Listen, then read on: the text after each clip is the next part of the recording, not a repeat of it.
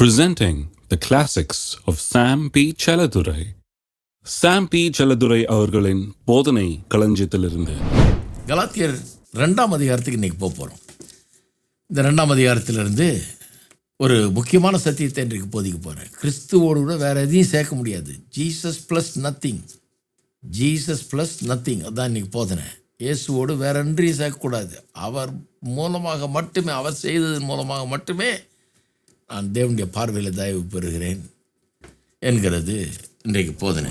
புறஜாதிகளுக்கு விருத்த சேதனம் பண்ணணும்னு சொன்னப்ப அப்போஸ்தலர்கள் பேதுரு, யோவான், யாக்கோபு போன்றவர்கள் கூட கூப்பிட்டு வந்திருக்கியப்பா, தேத்துவா, அவர் என்ன விருத்த சேதனம் இல்லாமல் இருக்காரு, அவரை விருத்த சேதனம் பண்ணுங்கன்னு சொல்லலைன்னு சொல்லிட்டு சொல்கிறாரு. இதெல்லாம் ஏன் வந்ததுன்னா, நம் மத்தியில் உளவு பார்த்து, சுயாதீனத்தை உளவு பார்த்து, நியாயப்பிரமாணத்துக்கு நம்மை அடிமையாக்கும் பொருட்டாக பக்க வழியாய் நுழைந்த கள்ள சகோதர நிமித்தம் அப்படி ஆயிற்று. திருட மாதிரி பக்க வழியாக நுழைஞ்சிட்டாங்கன்றார். கள்ள சகோதரர் அப்படிங்கிறார். இதை போதிக்கிறவங்க கிருபை இல்லாமல் மற்ற வழியில் போதிக்கிறவர்கள் கள்ள சகோதரன்றாரு. அவர்கள் நிமித்தம் அப்படி ஆயிற்று அப்படிங்கிறார். ஆனால் சுவிசேஷத்தின் சத்தியம் உங்களிடத்தில் நிலைத்திருக்கும்படி நாங்கள் ஒரு நாளிகாலும் அவளுக்கு கீழ்ப்படிந்து இணங்கவில்லை. அப்படி அவங்க அந்தியோவில் அப்படி போதித்த போது ஒரு நாளிகை கூட அவங்களுக்கு இணங்கவில்லை. அவங்க சொன்னபடி நாங்கள் செய்யல, அதை எதிர்த்து தான் நின்னோன்றாங்க. ஏன்? சத்தியம் உங்களிடத்தில் நிலைத்து நிற்கும்படி. இதில் முக்கியமாக கவனிக்க வேண்டியது ஒன்று, சத்தியம் எவ்வளோ முக்கியம்னு பாருங்கள். ஏன் சொல்கிறேன்னா, இன்றைக்கி நிறைய பேர் கிறிஸ்தவ வாழ்க்கையை எப்படி நினைக்கிறாங்க, ஏதோ ஒரு அனுபவம் சில்லுன்னு அப்படியே வந்ததாக்கும், சூடாக அப்படியே வந்ததாக்கும், அப்படியே இது வந்ததாக்கும், பொத்தின்னு உளுந்தனாக்கும், அப்படியே உருண்டனாக்கும், பிறண்டனாக்கும், எழுந்தனாக்கும் அப்படிங்கிற கிறிஸ்தவம்ங்கிறது ஏதோ ஒரு அனுபவம்னு நினைக்கிறாங்க. ஏதோ ஒரு எக்ஸ்பீரியன்ஸு, கடவுளை நான் கண்டு கொண்டேன், கடவுள்கிட்ட பேசினாரோ, அப்படி சத்தம் கேட்டுச்சாக்கும், தேவதூதனை பார்த்தனாக்கும், வானத்தை பார்த்தனாக்கும், அங்கேருந்து இது இறங்குறத பார்த்தனாக்கும், அது ஏறுறதை பார்த்தனாக்கும், இப்படி சில அனுபவங்கள் நினைக்கிறாங்க. இதெல்லாம் நடக்கலாம், அதெல்லாம் நான் ஒன்றும் சந்தேகிக்கலை. இதெல்லாம் நடக்கலாம். தேவனுடைய வல்லமையினால் பல காரியங்கள் நடக்கலாம், பல விதமான அனுபவங்கள் உண்டாகலாம். அதெல்லாம் எனக்கு சந்தேகம் கிடையாது. நான் என்ன சொல்கிறேன், கிறிஸ்தவ வாழ்க்கைங்கிறது வெறும் அனுபவம் இல்லைங்க. கிறிஸ்தவ வாழ்க்கைங்கிறது ஒரு சத்தியத்தின் பேரில் அஸ்திபாரம் கொண்டதாய் கிறிஸ்தவ வாழ்க்கை இருக்கிறது, கிறிஸ்தவமே இருக்கிறது.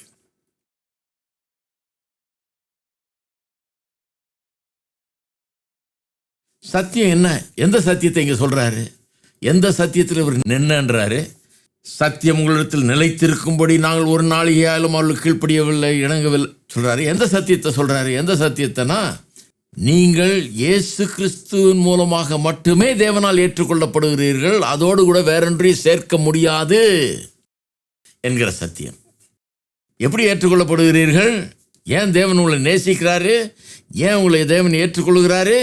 இயேசுவின் மூலமாக மட்டுமே, வேறொன்றும் கிடையாது. கிரைஸ்ட் அலோன் அப்படின்னா தான் அந்த டாக்டரினல் ஸ்டேட்மெண்ட்டில் அப்படி சொல்லுவாங்க, கிரைஸ்ட் அலோன். சரி, இது எங்கே சொல்லியிருக்குது? இது 6ஆம் வசனத்தில் சொல்லியிருக்கு பாருங்க. அல்லாமலும் எண்ணிக்கையுள்ளவர்களாக இருந்தவர்கள் எனக்கு ஒன்றும் போதிக்கவில்லை, அவர்கள் எப்படிப்பட்டவர்களாக இருந்தாலும் எனக்கு கவலை இல்லை. தேவன் மனுஷரிடத்தில் பட்சபாதம் உள்ளவர் அல்லவே. என்ன சொல்கிறாரு? இந்த சத்தியம் எனக்கு தெரியும், இதைத்தான் நான் போதிச்சு வந்தேன், புறஜாதியர்களெலாம் பிரசங்கம் பண்ணேன், அவரெல்லாம் இயேசுவை ஏற்றுக்கொண்டாங்க, வந்தாங்க. இந்த கள்ளப்போதர்கள் பக்க வழி இதை கலைக்க பார்த்தாங்க. ஏன்னா கிறிஸ்துவோடு விருத்த சேதனத்தை சேருன்னாங்க, நியாயப்பிரமாணத்தை சேருன்னாங்க, இது மத ரட்சிப்பு உண்டாகும்னாங்க. இல்லைன்னு சொல்லி நான் போதித்தேன், அவங்களெல்லாம் நான் விரட்டினேன். இப்போ அதை பற்றி நான் செய்தது சரிதானான்னு இங்கே கிளாரிஃபை பண்ணிக்கலான்னு வந்தேன். இங்கே வந்தப்ப எனக்கு தெரிஞ்சது, இவர்களெல்லாம் எனக்கு ஒன்றும் போதிக்கவில்லை. அதாவது என்ன சொல்ல வர்றாரு, இங்கே வந்த இவர்கள் நான் செய்தது, நான் போதித்தது முற்றிலும் சரி என்று ஒத்துக்கொண்டார்கள். இவர்கள் ஒன்றும் புதுசாக எனக்கு சொல்லலைன்றார். நான் செய்தது சரி என்று சொல்லி ஒத்துக்கொண்டார்கள் அப்படிங்கிறாரு. பாருங்க, பவுல் இப்படியெல்லாம் சொல்லும்போது, அதாவது நியாயப்பிரமாணத்துக்கு நம்ம அடிநீளாக்கும் பொருட்டாக பக்க வழியாய் வந்த கள்ள சகோதர நிமித்தம் அப்படி ஆயிற்று அப்படின்னு சொன்ன உடனே ஒருவேளை பவுல் அப்போஸ்தலன் நியாயப்பிரமாணம் வேணாங்கிறாரோ அப்படிங்கிற மாதிரி சிலருக்கு கேள்வி இல்லைங்களா? ஏன்னா நியாயப்பிரமாணத்துக்கு நம்மை அடிமையாக்கும்படியாக பக்க வழியாய் வந்த கள்ள சகோதரர்கள் அப்படிங்கிறாரு. அப்போ பவுல் என்ன நியாயப்பிரமாணத்துக்கு எதிரியா, நியாயப்பிரமாணத்தை வேணான்றாரா அப்படிங்கிற மாதிரி சிலர் அப்படி எண்ணிடுறாங்க பாருங்கள். உண்மையாகவே அப்படி கிடையாது. நீங்கள் ரோமரில், கலாத்தியரில், கொலோசியரில் எல்லாத்துலேயும் போய் பாருங்கள். இந்த பிற்பகுதியை பார்த்தீங்கன்னா முழுக்க இந்த 10 கற்பனை எடுத்து எக்ஸ்பேண்ட் பண்ணுறாரு. அவ்வளோதான் கிறிஸ்தவ வாழ்க்கையை பற்றி பேசும்போது. அப்போ 10 கற்பனையை வேணான்றாருன்னு எப்படி சொல்ல முடியும்? நியாயப்பிரமாணத்தை வேணாங்கிறாருன்னு எப்படி சொல்ல முடியும்? இல்லை இயேசுவும் சொல்லலை, பவுலும் சொல்லலை, பேதுருவும் சொல்லலை, எவரும் சொல்லலை. அப்படி பாருங்கள். அப்போ நான் சொல்கிறேன், நியாயப்பிரமாணத்துக்கு நாம் கீழ்ப்படிய வேண்டியதில்லைன்னு பவுல் சொல்லலை, நியாயப்பிரமாணத்தை சார்ந்திருக்கக்கூடாதுங்கிறது தான். அந்த பாயிண்ட்டை தான் எம்பசைஸ் பண்ணுறார். நியாயப்பிரமாணத்தை சார்ந்திருக்கக்கூடாது, கிரியை சார்ந்திருக்கக்கூடாது. நற்கிரியை வேணான்னு சொல்லலை, நற்கிரியை வேணும். நியாயப்பிரமாணம் வேணான்னு சொல்லலை, நியாயப்பிரமாணம் வேணும். நியாயப்பிரமாணத்தில் நல்ல காரியங்கள் சொல்லப்பட்டிருக்கு, அது கர்த்தருடைய பிரமாணங்க. அது எப்படி வேணான்னு சொல்லலாம்? வேணும். ஆனால் அதை சார்ந்து என்னுடைய ரட்சிப்பு இல்லை, அதை சார்ந்து நான் தேவனிடத்தை தயவு பெறுறதில்லை, அதை நான் கடைபிடிச்சதுனால எனக்கு தேவன் தயவு காட்டுறதில்லை, கிடையாது. நான் அதை கடைப்பிடிக்கிறேன். ஏன்னா கர்த்தர் என்னை ரட்சித்திருக்கிறார், என் மேலே அன்பு கூர்ந்திருக்கிறாரு, என்னை அழைச்சிருக்கிறாரு, என்னை தெரிந்து கொண்டிருக்கிறாரு, என்னை ஆசீர்வச்சிருக்கிறாரு. சந்தோஷமாக அதை கடைப்பிடிக்கிறேன். அது மட்டும் இல்லாமல் கடைப்பிடிக்கிறதுக்கு வேண்டிய வல்லமையும் எனக்கு கொடுத்துருக்காரு. இன்றைக்கு அதுக்குரிய சக்தியும் கொடுத்துருக்காரு அதில் வாழும்படியாக. நல்லா புரிஞ்சு வைத்துக்கொள்ளணும் பாருங்கள். அப்போ இவர்கள் என்ன பண்ண பார்த்தாங்க? நியாயப்பிரமாணத்துக்கு அடிமையாக்குறாங்கன்னா எந்த விதத்தில் அடிமையாக பார்த்தாங்க? நியாயப்பிரமாணத்தில் 2 பகுதி இருந்தது பாருங்கள். ஒன்று மாரல் லா. மாரல் லான்னா சன்மார்க்க ரீதியாக எப்படி நடந்து கொள்ள வேணும், எந்த விதமான ஒழுங்கு வாழ்க்கையில் இருக்க வேணும் அப்படிங்கிறத பற்றி. நமக்கு கர்த்தரோடு இருக்கிற உறவில் நம்ம எப்படி நடந்துக்கணும், மனுஷரோடு இருக்கிற உறவில் எப்படி நடந்துக்கணும், நம்முடைய நடக்கை, அதனுடைய ஒழுங்கு எப்படி இருக்கணும்னு, அதான் மாரல் லான்றோம். அடுத்தது செரிமோனியல் லா. அது இன்னொரு நியாயப்பிரமாணத்தில் இன்னொரு பகுதி பாருங்கள். செரிமோனியல் லான்னா சடங்காச்சாரங்கள். கையை கழுவு, அதை கழுவு, இதை கழுவி, இத்தனை தடவை தெளி, இப்படின்னு 1008 சடங்காச்சாரங்கள் பாருங்கள். இந்த சடங்காச்சாரங்களை தான் இங்கே சொல்கிறாரு. அதாவது இவங்க ஜனங்களை நியாயப்பிரமாணத்திற்கு அடிமைகளாக்க விரும்பினார்கள்னா எந்த நியாயப்பிரமாணத்துக்கு அடிமைகளாக்க விரும்புகிறார்கள்? முக்கியமாக இந்த சடங்காச்சாரங்களுக்கு அடிமைகளாக்க விரும்புகிறார்கள். பவுல் நியாயப்பிரமாணத்தையே நீங்கள் கடைப்பிடிக்க வேண்டாம்னு சொல்லிட்டார் அப்படின்லாம் இவங்க குற்றம் சாட்டலை. அதெல்லாம் அவங்களுக்கு தெரியுது. சடங்காச்சாரங்கள் சிலதெல்லாம் வேணாங்கிறாரு அப்படிங்கிறது தான் இவங்களுடைய இது. அதனால் இந்த சடங்காச்சாரங்களை நுழைக்க விரும்புகிறாங்க. அந்த சடங்காச்சாரங்களை கொண்டாந்து இவருடைய வாழ்க்கையில் அது வேணும் அப்படிங்கிற மாதிரி கொண்டாடுறாங்க. அதைத்தான் பவுல் எதிர்த்து நிற்கிறார். இந்த மாரல் லான்னு சொன்னேன் இல்லையா, எப்படி நடந்துக்கணுன்றது ஒழுங்கு. அது இதை கடைபிடிக்கிறவர்களை மற்றவர்களிடத்திலிருந்து ஒழுக்க நெறியில் வித்தியாசமானவர்களாக காட்டுகிறது. இவங்க வேறு மாதிரி நடந்துக்குவாங்க. ஏன்னா விபச்சாரம் செய்யாத, களவு செய்யாத, பொய் சாட்சி சொல்லாத, கொலை செய்யாத, மற்றவர்களுடைய காரியங்களை இச்சியாத, இப்படிலாம் இருக்குது இல்லையா. அப்போ மற்றவர்களுக்கும் இவர்களுக்கும் பெரிய வித்தியாசம் இருக்கும். ஏன்னா இப்படிப்பட்ட உயர்ந்த கொள்கைகளின் அடிப்படையில் வாழ்கிறாங்க. Ethically they are set apart. அதாவது நல்ல நெறிகள்னு எடுத்துக்கிட்டால் அதில் இதை கடைபிடிக்கிறவர்கள் ரொம்ப நல்லா இருப்பாங்க. செரிமோனியல் லா மற்றவர்களிடத்துலேருந்து இதை கடைபிடிக்கிறவர்கள் எந்த விதத்தில் வித்தியாசமாக்குது காட்டுது? கல்ச்சுரல் டிஃப்ரென்ஸ், கலாச்சாரத்தில் வித்தியாசப்படுத்துகிறது. ஏன்னா செரிமோனியல் லா அதை பற்றியது என்ன சாப்பிட்லான்னு சொல்லியிருக்குது. என்ன சாப்பிட்லாம், என்ன சாப்பிட, என்ன மாதிரி மீன் சாப்பிட்லாம், என்ன மாதிரி மீன் சாப்பிடக்கூடாது, என்ன மாதிரி கறி சாப்பிட்லாம், என்ன மாதிரி கறி சாப்பிடக்கூடாது, எதை தொடக்கூடாது, செத்த பணத்தை தொடக்கூடாது, தொட்டால் அசுத்தம், புறஜாதியான தொடக்கூடாது, புறஜாதியானோட உட்காந்து சாப்பிடக்கூடாது. 1008 சட்டங்கள் பாருங்கள். அதாவது 100கணக்கான காரியங்கள் இப்படி நிறையா. இதெல்லாம் கற்றுக் கொடுக்குறது, அதை ஃபாலோ பண்ணுறதுமே ரொம்ப கஷ்டம். இது கலாச்சார ரீதியில் இவர்களை இதை கடைபிடிக்கிறவர்களை மற்றவர்களிடத்துலேருந்து பிரித்து காட்டுகிறது இல்லைங்களா. இப்படி கொடுத்தாரு கர்த்தர். இதனுடைய நோக்கம் 2 விதமான நோக்கங்கள். பழைய ஏற்பாட்டில் பார்த்திங்கன்னா இதுக்கு பேர் க்ளீன் லாஸ், அதாவது சுத்தத்தை குறித்த சட்டங்கள். இதெல்லாம் சுத்தத்தை குறித்து, சுகாதாரத்தை குறித்த சட்டத்திட்டங்கள் இவையெல்லாம். இதுக்கு 2 நோக்கங்கள் இருந்தது பாருங்கள். ஒன்று ஏன் இவ்வளவு சுத்தத்தை குறித்த இத்தனை சட்டங்கள் இருக்குன்றதை நல்லா விளங்கிக்கணும் பாருங்க. ஏன்னா டெலிபரேட்டாக அப்படி கொடுக்கப்பட்டிருக்கு, வேணும்னு அப்படி கொடுக்கப்பட்டிருக்கு. ஏன்னா எந்த பக்கம் திரும்பினாலும் அசுத்தம் தாங்க. ஒரு புறஜாதியான தொடக்கூடாது, சில வியாதியஸ்தர்களை தொடக்கூடாது, இது மாதிரிலாம் நிறைய இருக்குது. இதெல்லாம் கடைப்பிடிச்சு நடக்கணும்னா முடியவே முடியாத ஒரு காரியம்.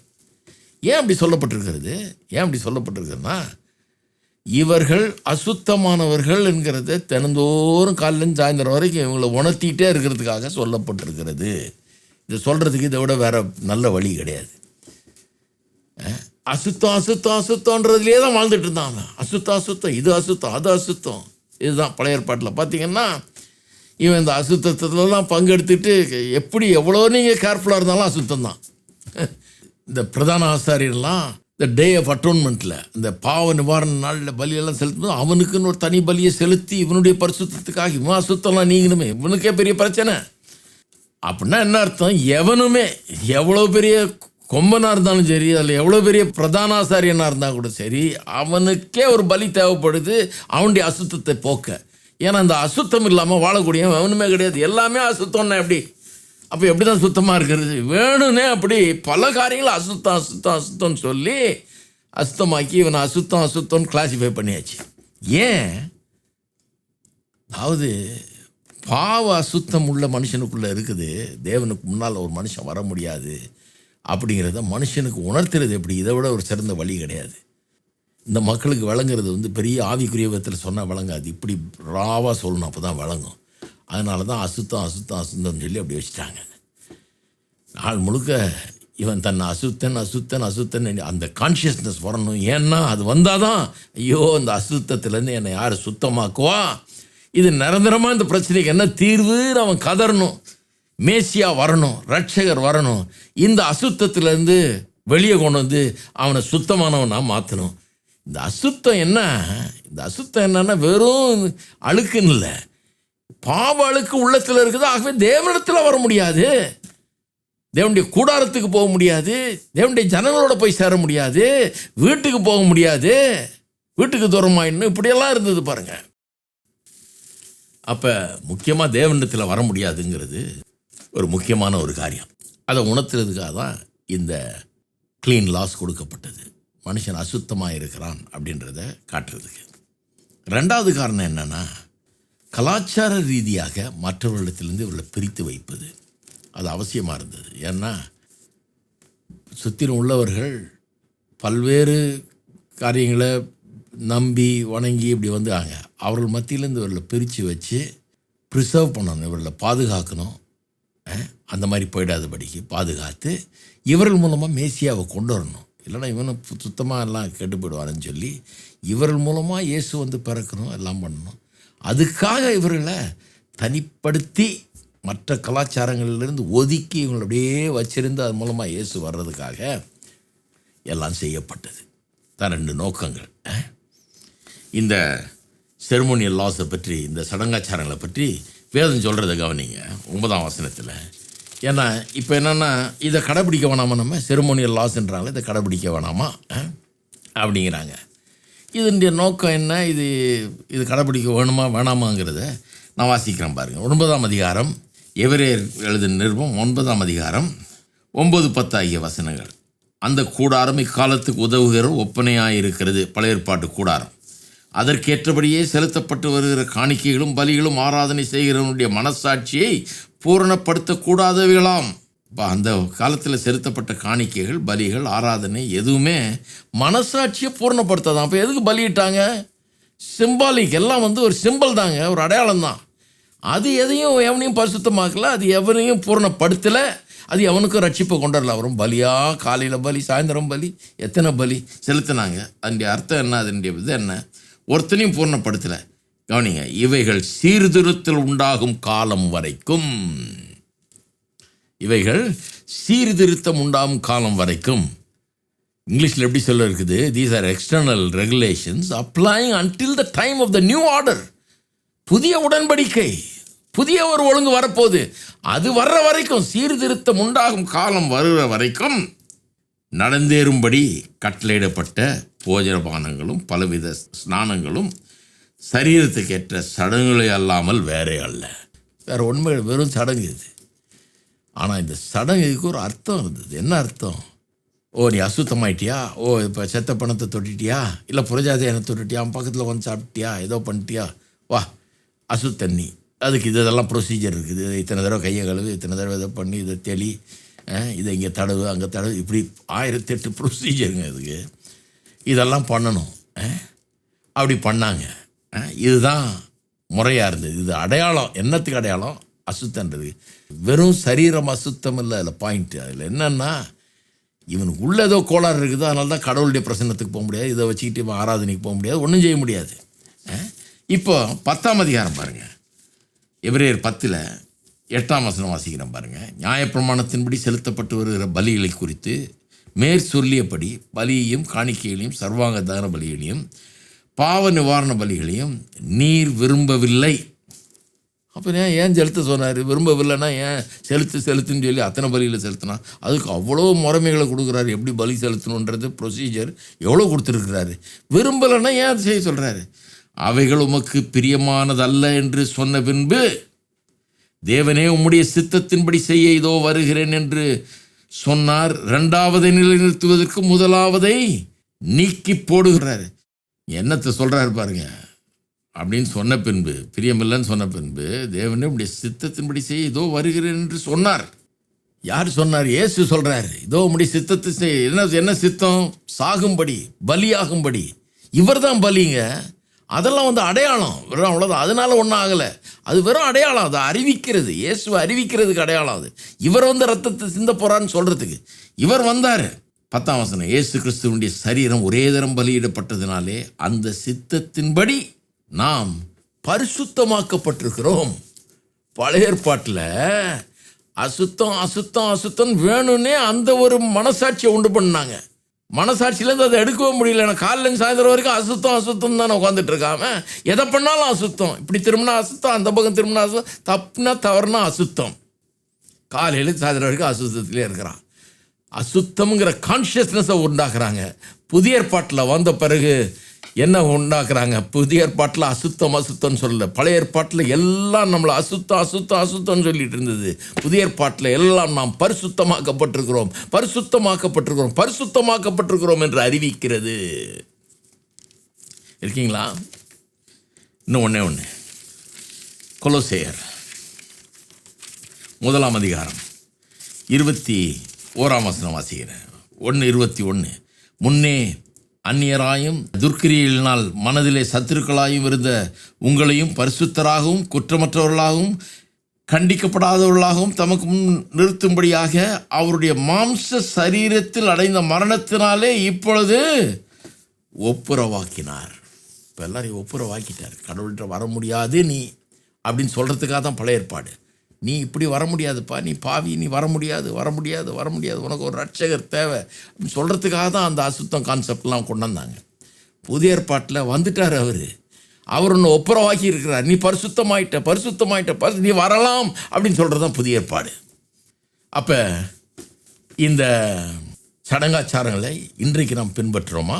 இந்த சடங்காச்சாரங்கள் இன்றைக்கு நம்ம செய்யணுமா? ஒன்று சொல்கிறேன் கேளுங்க. தேவனுடைய நியாயப்பிரமாணத்தை நாம் மதிக்கிறோம் இல்லையா? இந்த சடங்காச்சாரங்கள்லாம் இன்றைக்கு வந்து இயேசு அவர் செய்த காரியங்கள் அதற்கு அடையாளமாக இருந்தது. இவர் வந்துட்டார், இப்போ செஞ்சிட்டார் எல்லாத்தையும். எதுக்கு அடையாளமாக இருந்ததோ அது நிறைவேறிடுச்சு இப்போ இல்லையா? இப்போ நம்ம அதுக்கு போனோன்னு வைங்க, திரும்ப அதை போல் ஒரு அவமரியாதை தேவனுக்கு கிடையவே கிடையாது. நம்ம தேவனை அவமதிக்கணும்னா அதுக்கு திருப்பி போகணும். நல்லா கவனிங்க. இப்போ தம்முடைய குமாரனே அனுப்பி இங்கே கழுவி சுத்தம் பண்ணி அதை பண்ணி இதை பண்ணி ஆகாத சுத்தத்தை இவருடைய ரத்தத்தை சிந்தி நம்மை பரிசுத்தமாக்கி இருக்கிறாரு, பண்ணி முடிச்சிட்டாரு. இவ்வளோ பண்ணி முடித்த பிறகு இல்லைங்க நான் 7 தடவை இப்படி தண்ணி தெளித்து எல்லாம் பண்ணிக்கிறேன், சடங்காச்சாரம்லாம் பண்ணிக்கிறேன்னா அப்புறம் என்ன இருக்குது? அதுதான் பெரிய அவமரியாதை, அவமதிக்கிறது. தேவனுடைய கட்டளை அவமதிக்கணும்னா திருப்பி போனதுக்கு. அதை மதிக்கணும்னா என்ன பண்ணணும்? இயேசுவை விசுவாசிக்க வேண்டும். கவனிக்கிறீங்களா? எதை மதிக்கணும்னா அந்த செரமோனியல் லாஸை மதிக்க வேணான்னு சொல்லலை நான். அதை அனல் பண்ணியாச்சுன்னு சொல்ல. அதை அனல்லாம் பண்ணலைங்க. அனல்னா அதை இல்லைன்னு ஆக்கிட்டாரு அப்படி கிடையாது. சிலர் அப்படி சொல்லிடுறாங்க. அப்படி கிடையாது. அது இருக்குதுங்க. தேவன் சொன்னார் அது என்றைக்குமே இருக்குது, இன்னைக்கும் இருக்குது அது. ஆனால் அதை நிறைவேற்றி விட்டார் இயேசு கிறிஸ்துவின் மூலமாக. நிறைவேற்றினதுனால இப்போ இதை மதிக்கணுமா, நான் இதை மதிக்கணுமா, இதை செய்யணுமா, இதை செய்யணுமா, இதை நான் மதிக்க வேணும் என்று சொன்னால், அதாவது அந்த அசுத்தத்தை குறித்த அந்த சட்டத்திட்டங்களை நான் மதிக்க வேணும் என்று சொன்னால், அதை கடைபிடிக்க வேணும்னு சொன்னால், கடைபிடிக்கிறதுக்கு ஒரே வழி இயேசுவை நான் விசுவாசிக்க வேணும். அவர் மூலமாக உண்டாகிற பரிசுத்தத்தை நான் விசுவாசிக்க வேண்டும். நல்லா பிடிச்சிங்க அதை. அப்போ நல்லா கவனிங்க, செர்மோனியல் லாஸை நம்ம அனுசரிக்க வேண்டாம்னு நான் சொல்லலை. எப்படி சொன்னேன்றதை கவனிங்க.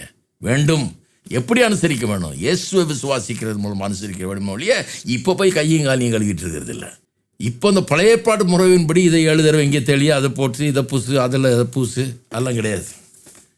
ஏன்னா அதை செஞ்சோம்னா அப்போ இதை மதிக்கலன்னு ஆகிடுது, இதை செஞ்சோம்னா இதை மதித்தோன்னு ஆகிடுது. பழைய ஏற்பாட்டை மதித்தோன்னு ஆகிடுது, பழைய ஏற்பாட்டில் தேவனுடைய நியாயப்பிரமாணத்தை மதித்தோன்னு ஆகிடுது, அதன்படி செய்தோம்னு ஆகிடுது. ஏன்னா அதனுடைய நிறைவேறுதல் தானே இது. இருக்கீங்களா? அப்போ நியாயப்பிரமாணத்தில் எல்லாத்தையுமே நிறைவேற்றுறோங்க நம்ம. நான் சொல்கிறேன், நல்லா கவனிங்க, எல்லாத்தையுமே நிறைவேற்றுறோம். மாரல் லாஸையும் நிறைவேற்றுறோம். களவு செய்யாதிருப்பானா களவு செய்கிறது இல்லை, கொலை செய்யாதிருப்போம் கொலை செய்கிறது இல்லை. யார் இதெல்லாம் பின்பற்ற வேணான்னு சொன்னால் யாருமே சொல்ல மாட்டாங்க. பின்பற்ற வேண்டும், பின்பற்றுகிறோம். அதற்குரிய வல்லமையும் திறமையும் கற்றுத்தரார் நமக்கு இல்லையா? பின்பற்றுகிறோம். மாரல் லாஸை பின்பற்றுறோம், செர்மோனியல் லாஸை பின்பற்றுறோமா? நான் சொல்கிறேன், செர்மோனியல் லாஸையும் பின்பற்றுறோம். எப்படி பின்பற்றுறேன்? என்னை பரிசுத்தமாக்குகிறது அவருடைய ரத்தம். அதை நான் விசுவாசிக்கிறேன். அதை நான் விசுவாசிக்கும் போதெல்லாம் இந்த செர்மோனியல் லாஸ் நிறைவேறுதலை நான் பின்பற்றுகிறேன். இல்லை அப்படிங்க. அதை ரொம்ப ஜாக்கிரதையாக இருக்கணும். பாருங்கள், யாராவது எதையாவது ஒன்று சொல்லி ஒரு அடிமைத்தனத்துக்குள்ளே கொண்டாட பார்க்குறேன். அதான் அப்போஸ்தலனாகிய பவுல் சொல்கிறார், நியாயப்பிரமாணத்தின் அடிமைத்தனத்துக்குள்ளே எங்கே கொண்டு போக பார்க்குறேன்? திருப்பி கையை 7 தடவை கழுவுனியா, இதை காதிலும் 4 தடவை பூசினியா, இதை இங்கே தெளிச்சியா? அடிமைத்தனம். இதெல்லாம் கரெக்டாக செய்யாதனால தான் உனக்கு இப்படி இருக்குது. ஓ, நீ அப்படி பண்ணலையா, இது பண்ணலையா, அது பண்ணலையா, அதனால தான் அப்படி இருக்குது. அதுதான் அடிமைத்தனம். வாழ்க்கையிலேயே எல்லாம் தோல்வியோ, இதெல்லாம் கரெக்டாக பண்ணல, அதனால தான் உனக்கு தோல்வி, அதனால தான் அப்படி இருக்குது. அதுதான் அடிமைத்தனம்.